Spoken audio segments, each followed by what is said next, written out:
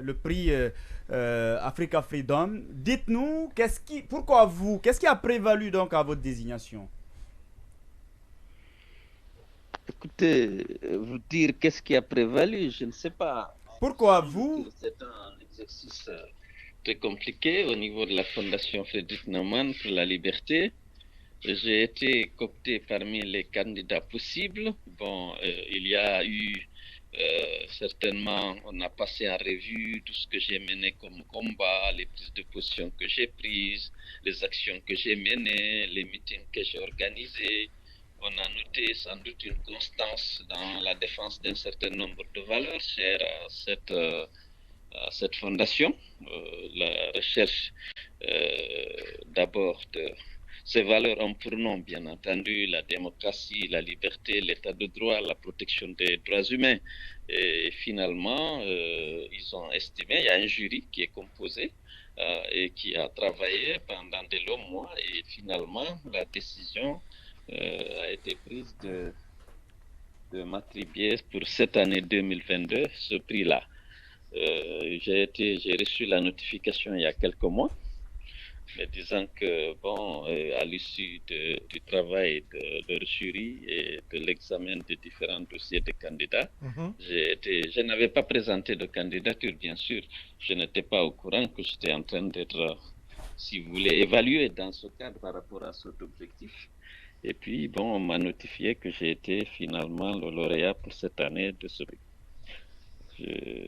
J'étais satisfait, bien entendu, parce que c'est une organisation crédible, rigoureuse, une organisation allemande qui reçoit même des financements du gouvernement allemand pour la promotion d'un certain nombre de valeurs dans le monde, dont la liberté, la démocratie et l'état de droit. Alors, quelle est la valeur ajoutée? Qu'est-ce que vous gagnez en bénéficiant de cette distinction? Est-ce qu'il y a des valeurs pécuniaires ou tout au moins c'est juste à titre honorifique?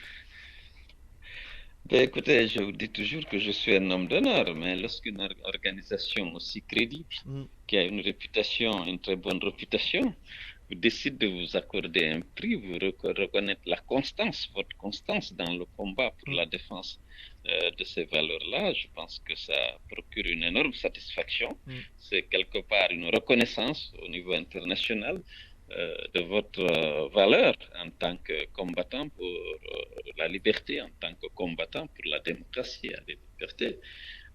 Après, depuis mon engagement politique, j'ai eu quelques prix avant, mais ce prix-là, naturellement, m'a beaucoup reconforté compte tenu du contexte en ce moment-là, et puis compte tenu quand même de la valeur que l'opinion accorde à ce prix, compte tenu de la crédibilité de cette organisation. Donc, il y a, sur le plan pécunier, je dois désigner une ONG qui s'occupe un peu de questions humanitaires, de questions sociales, de questions du genre pour bénéficier de 15 000 euros qui accompagnent ce prix. Je n'utilise pas moi-même, mais je dois proposer une ONG et j'ai proposé une ONG qui est à Zérekoré, qui est dirigée par Madame Hélène Zobelemou, qui se bat pour aider les femmes à se défendre davantage contre les violations faites aux femmes, contre l'excision, contre les mariages forcés et une série de fléaux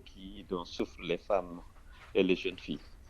Alors, du côté de la nation arc-en-ciel, est-ce que des compatriotes étaient aussi mobilisés pour vous accompagner dans l'obtention de ce prix? Bon, écoutez, il y avait pas, les gens n'étaient pas beaucoup au courant. Nous Mm. n'avons pas de structure en tant que IFDG, Mm. mais j'ai cherché à identifier Mm. les présidents des ressortissants guinéens Oui. là-bas, parce qu'il y a quand même une petite communauté guinéenne, Mm. moins de 500 personnes, mais aux environs de 400 et 500 personnes. Mm. J'ai pu inviter certains parmi eux que je connaissais et qui ont pris part donc à la remise du prix. Il faut dire que je n'avais pas, compte tenu des contraintes, Mm. on n'avait pas, c'était moi, j'avais un nombre d'invités Mm. limité. Je pouvais inviter une vingtaine de personnes Oui. au total. Et n'oubliez pas que la cérémonie a eu lieu au même moment, en marge, disons, de l'Assemblée générale du réseau libéral africain. Donc tous les partis libéraux avaient des représentants pour prendre part à cette Assemblée générale. Donc tous aussi étaient invités, parce que c'est en marge de cette Assemblée générale que le prix devait être remis. Donc on m'avait dit que je pouvais inviter une vingtaine de personnes au maximum, au grand maximum. Alors, on va aborder d'autres questions, si vous le permettez, puisque vous avoir, ce n'est pas chose aisée. Si vous le permettez, bien entendu, là, je salue d'Alain Diallo. Oui, alors, pas pour... bon, D'accord. vous savez, je suis très satisfait d'avoir été, disons, distingué par ce Mhm, prix-là. mhm, Je souhaiterais beaucoup plus qu'on parle de ça aujourd'hui, même si je sais qu'il y a beaucoup de sujets d'actualité. mhm. Mais très brièvement, on peut aborder, je peux essayer de répondre à vos questions, Alors, pour mais, pas évincer Marwan même a une l'événement question. Oui, majeur. Marwan même a une question sur ce prix. Allez-y. Oui, Monsieur le Président, Mm, on sait que en 2011, à l'issue de la présidentielle, vous avez eu des félicitations appuyées de la part de Ban Ki-moon. Vous avez aussi été lauréat du côté de Dakar avec le Coris d'or, donc des prix qui aujourd'hui se bousculent dans vos différents placards. Et qu'est-ce que cela vous fait en étant le premier francophone ou francophile à bénéficier du prix de cette fondation, réputée pour son sérieux, mais aussi pour son attachement au prix de liberté et de la paix? Ça vous fait quoi en tant que premier francophile, surtout guinéen, de bénéficier de ce prix, monsieur Diallo? D'abord, vous savez, en 2010, après les élections, lorsque j'ai effectivement accepté les résultats prononcés par la Cour suprême de notre pays, ce qui n'était pas évident parce que personne ne pouvait expliquer comment au deuxième tour j'ai pu perdre ces élections. Lorsqu'au premier tour j'ai eu 18% et que Alpha Condé, qui était mon challenger au second tour, avait 18% et moi j'avais 44%. Et lorsque Sidia, qui avait eu 16%, a décidé de me soutenir, Abessila, qui avait 4%, a décidé de m'accompagner, le PIP, qui avait 1%, avait désigné de m'accompagner, personne ne pouvait comprendre comment on aurait pu, celui qui avait eu 18%, aurait pu l'emporter contre celui qui avait 44% et qui avait le soutien du faiseur de roi, notamment, en l'occurrence l'UFR. Donc les gens étaient inquiets par rapport à l'avenir de la Guinée, par rapport à la paix en Guinée. Si bien que lorsque j'ai décidé d'accepter quand même, comme il n'y avait plus de recours, j'avais présenté des recours à la Cour suprême qui n'a pas voulu les examiner, qui n'a même pas ouvert les cartons pour contester ces résultats proclamés. Bien entendu, j'ai reçu les hommages du monde entier. Le président, naturellement, le secrétaire général des Nations Unies m'avait appelé la nuit même. Il m'a adressé un courrier dans lequel il a loué vraiment mon courage et ma stature d'homme d'État.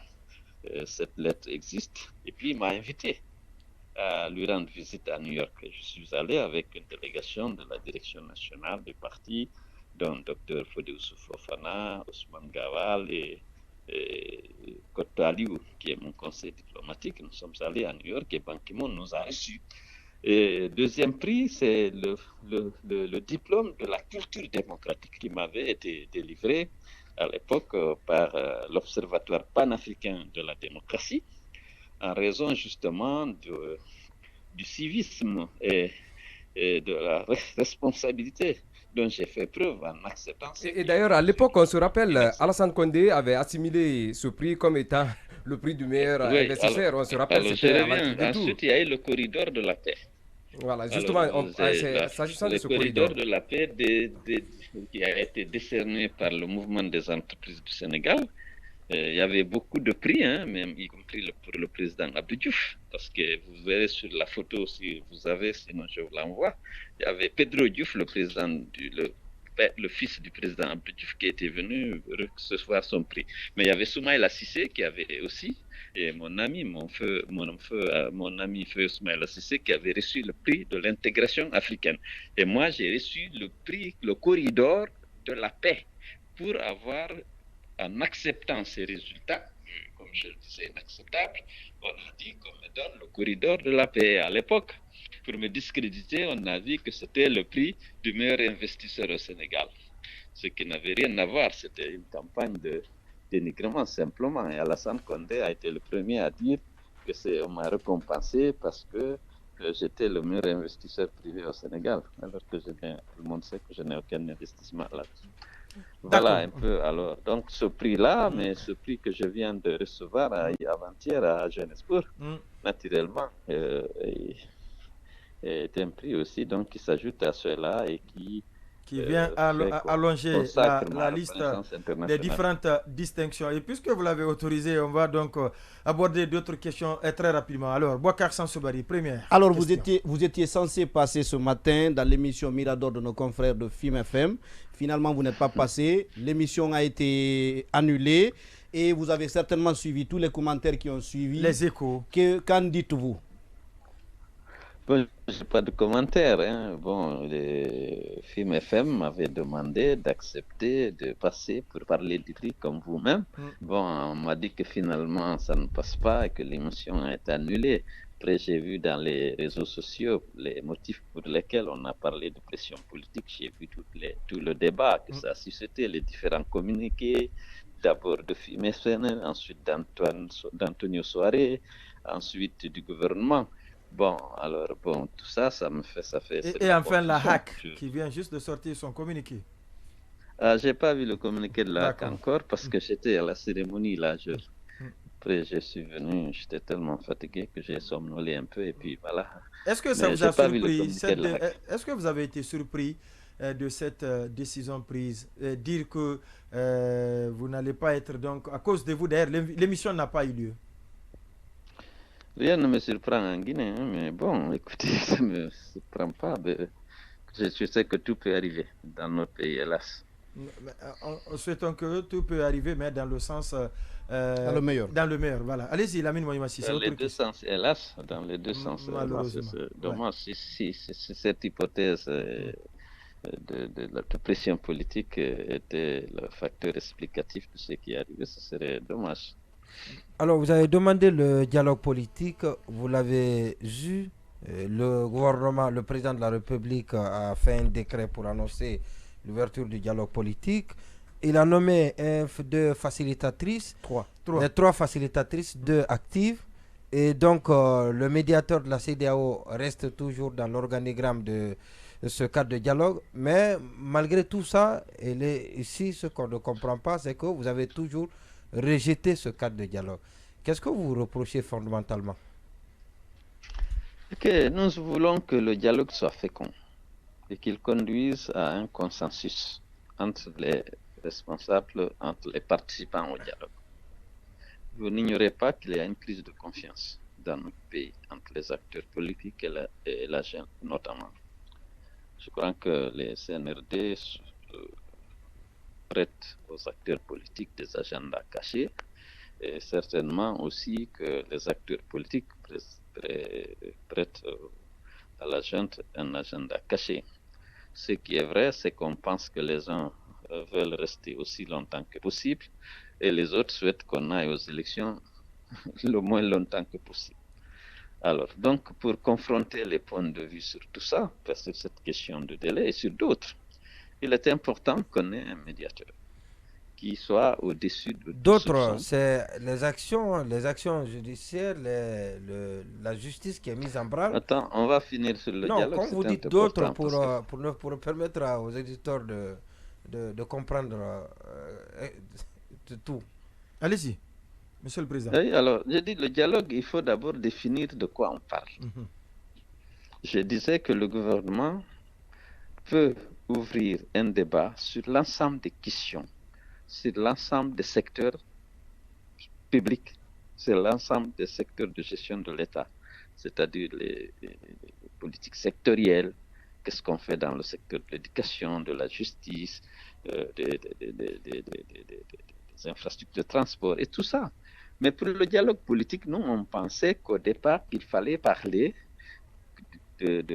en fait, de la sortie de la période d'exception, c'est-à-dire comment on sort de la période d'exception. c'est par les élections. Alors, pour parler d'élections, il faut parler de quoi? Pour nous, de cadre juridique et réglementaire, constitution, code électoral, organe de gestion des élections, des conditions matérielles, techniques et organisationnelles permettant d'aller aux élections, c'est-à-dire des fichiers, de l'opérateur technique, des urnes, des isoloirs, des bulletins de vote, des cartes d'électeurs et de découpage électoral. Tout cela, c'est les conditions techniques, matérielles et organisationnelles réunies à réunir pour pouvoir aller aux élections. Ça demande quoi? Combien de temps? Alors, quels sont ceux qui sont intéressés? C'est d'abord ceux qui vont aux élections et ceux qui contribuent au financement, à l'observation des élections.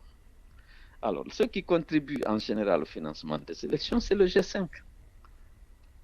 Alors, ils sont là, ils doivent être là pour s'assurer que le processus est crédible et qu'il conduit à l'organisation d'élections crédibles, parce qu'ils doivent mettre à disposition de l'assistance technique, de l'argent pour financer l'acquisition des matériels, pour financer l'opérateur technique, et puis ils doivent déployer des observateurs électoraux.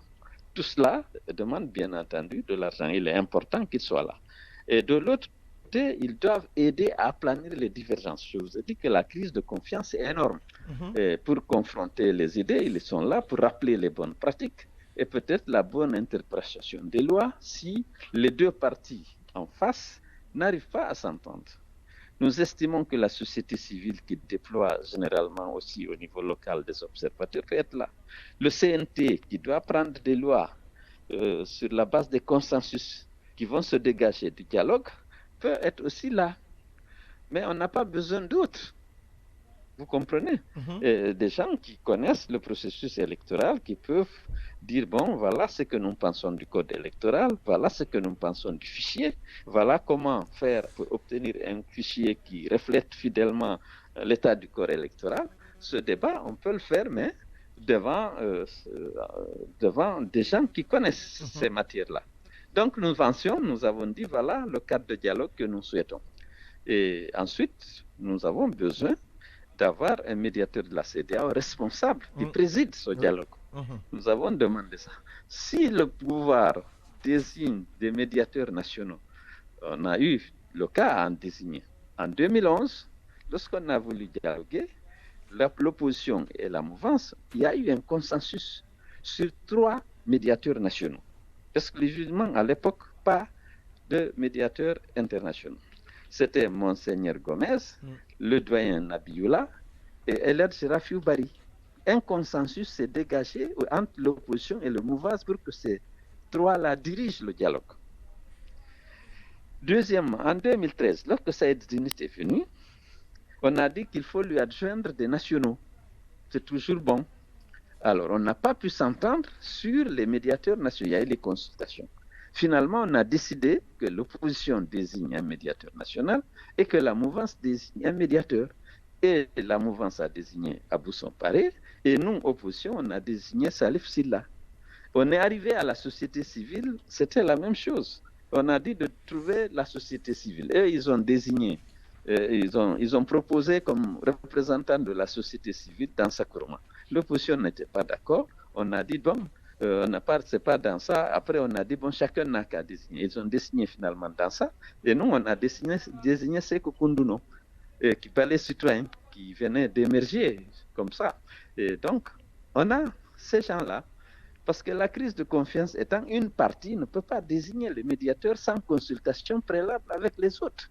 Parce qu'en face, vous allez avoir les acteurs politiques, le CNRD et le gouvernement. Et vous savez qu'il y a vous avez des doutes sur les facilitatrices qui sont désignées, c'est ce que ça veut dire? Oui, de façon unilatérale. Ce n'est pas les personnes, c'est le principe dans une médiation. Le principe, c'est que le médiateur doit avoir la confiance des deux parties en présence et qu'ils doivent être choisis à l'issue d'une concertation ou alors chacune des parties désigne pour assister le médiateur principal, celui de la CEDEAO. Sur le principe, on doit les désigner de manière consensuelle. Si une des parties, puisque quand même nous avons les acteurs politiques d'un côté, le CNRD et le gouvernement de l'autre. Si le gouvernement désigne les médiateurs, alors que lui-même, il est parti au dialogue et au conflit qu'il faut aplanir, qu'il faut régler. Ça donne un problème. Alors, vous avez demandé de la banane, on vous a offert du gombo. L'autre camp pense que le 14 est de mauvaise foi. Vous pensez que c'est de la distraction. Dites-nous aujourd'hui, quelle autre alternative reste pour sortir de ce bourbier? De cette crise, la concertation préalable. Enfin, il y a un pré-dialogue. Pour se mettre d'accord, de quoi on va parler? Pour se mettre d'accord, même si on ne passe pas exhaustif, qui va assurer la médiation? Parce qu'entre nous, il y a une petite crise de confiance qui s'est aggravée. Donc, on doit se concerter de façon informelle pour savoir qu'est-ce qu'on fait au niveau du médiateur et tout. Qu'est-ce que les choses? Comment on fait? Quels sont les sujets qu'on va discuter? Et quels sont ceux qui sont susceptibles de nous aider à nous entendre, à aplanir nos divergences? Et pour que dans une concertation informelle, on se mette d'accord sur les personnalités qui peuvent jouer ce rôle. Sur ce cadre de dialogue, nos confrères de Jeune Afrique annoncent des négociations secrètes entre le colonel Mamadi Doumbouya et Sidia Touré, et ils évoquent à l'appui de ils évoquent à l'appui de cet article une rencontre que le Premier ministre a eue avec le leader de l'UFR à Abidjan en marge de son séjour récent en Côte d'Ivoire. Est-ce que de telles démarches sont en train d'être menées à votre endroit? Également. Non, bon, il y a beaucoup de gens qui parlent pour essayer de convaincre, de discuter, de faire ceci et de faire cela. Mais bon,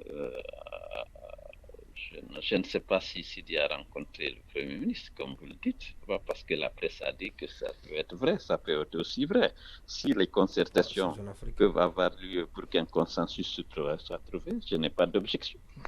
Parce que je sais que Sidia est aussi de ceux qui pensent, comme moi, qu'il fallait une concertation préalable pour le choix des médiateurs. Une partie ne peut pas les choisir, prendre un décret ou un arrêté pour les désigner. D'autant plus que le gouvernement est parti au dialogue. Alors, oui, allez-y. Voilà, deux questions en une. Peut-être vous allez prendre la dernière. Est-ce que vous êtes en exil ou tout au moins vous continuez à dérouler votre agenda à l'extérieur, comme le disent souvent certains responsables de votre parti ici en Guinée? L'autre chose, quel est aujourd'hui votre regard sur le fonctionnement de la CRIEF? Écoutez, alors, est-ce que je suis en exil? Je suis en train de travailler à l'extérieur. Vous savez que la force aussi de l'UFDG, c'est qu'elle a des militants très, très dynamiques à l'extérieur, au sein de la diaspora. Certains estiment que 70% de la diaspora milite dans l'UFDG. Mais ça prend du temps, là, Monsieur le Président. Ça prend du temps. C'est le calendrier qui est grand. Ça prend du temps, oui, évidemment. Bon, ça prend du temps, mais je vais tâcher. On lit au dossier à la CRIEF, peut-être. C'est ce qui se dit ici à Conakry.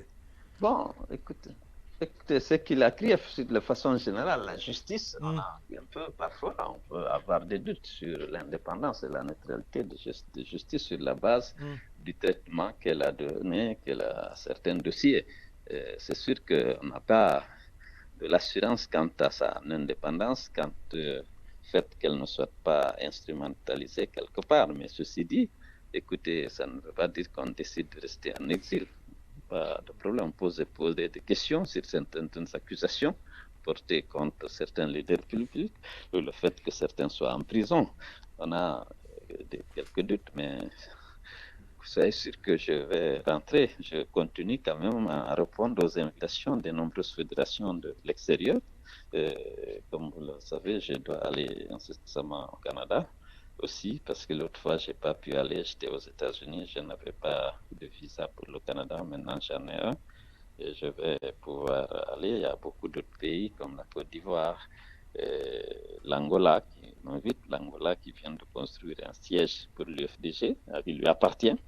Souhaite que l'inauguration soit assurée par le président de l'UFDG, mais je ne vais pas tarder à revenir lorsque j'aurai effectué un certain nombre de déplacements. D'accord, oui. Et la dernière question. Alors, Monsieur Seloudalen Diallo, une école a été bâtie aujourd'hui sur les ruines de votre ancien domicile et de plus, le nom a été donné à un euro de l'histoire, Diawando Bari. Quelles sont vos impressions à cet effet? Je ne souhaite pas parler trop de ce dossier, on en a suffisamment parlé. J'estime que le traitement de cette affaire de maison, c'était vraiment le mépris de la justice et la négation du droit. Puisque moi, je suis citoyen, j'ai porté plainte à la justice et je pense que le dossier est toujours pendant là-bas, même si on a confisqué, détruit, construit une école baptisée dans la pompe. Cette école, bon, moi, je n'ai pas à me prononcer tout sur cette question. Je considère que c'est mon bien et j'ai porté plainte avec les demandes de preuve que j'ai au niveau de la justice, qui malheureusement, jusqu'à présent, n'a pas réagi. J'estime qu'elle le fera en disant le droit, rien que le droit. Et l'autre chose, c'est le démarrage du procès du 28 septembre. Vous étiez au stade ce jour-là. Qu'en dites-vous? Ben, je me suis déjà exprimé dessus, je me suis réjoui et j'ai félicité les autorités d'avoir diligenté l'ouverture de ce procès. Et je souhaite vivement que la justice guinéenne soit